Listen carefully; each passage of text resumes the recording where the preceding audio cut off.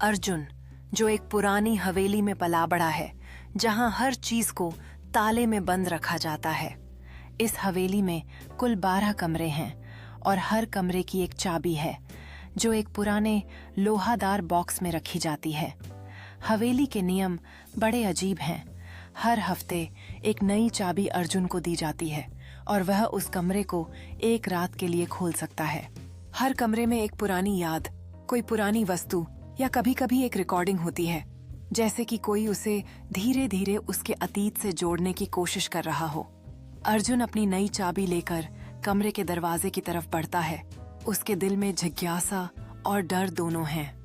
Journal में लिखे शब्दों को पढ़कर अर्जुन को अपने पूर्वजों की कहानियां सुनाई देती हैं, जो उसे न सिर्फ उसकी जड़ों से जोड़ती हैं, बल्कि उसके अस्तित्व के रहस्यों को भी उजागर करती हैं।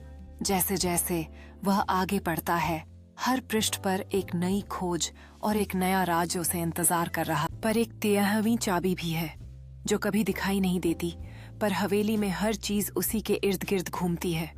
अर्जुन जब 21 साल का होता है, तब एक दिन अचानक उसे एक पत्र मिलता है, एक अनजान हस्ताक्षर के साथ। जब तुम अपनी सबसे बड़ी भूल को पहचान लोगे, तभी 13वीं चाबी खुलेगी। अर्जुन को तब याद आता है कि जब वह 6 साल का था, उसने गलती से एक कमरे में आग लगा दी थी, जिसमें उसकी माँ, जिसे वह तब तक नौकरानी समझता था, जलकर मर गई थी।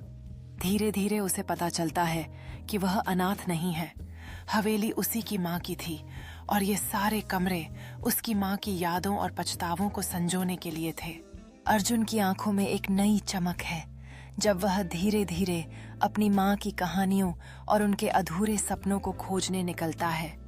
हर कमरा, हर दीवार उसके अतीत की गूंज सुनाती है और अर्जुन को लगता है जैसे उसकी माँ उसे बुला रही है। उसकी मासूमियत और पछतावे का बोझ उसे उन यादों की ओर खींचता है जो उसने भुला दी थीं।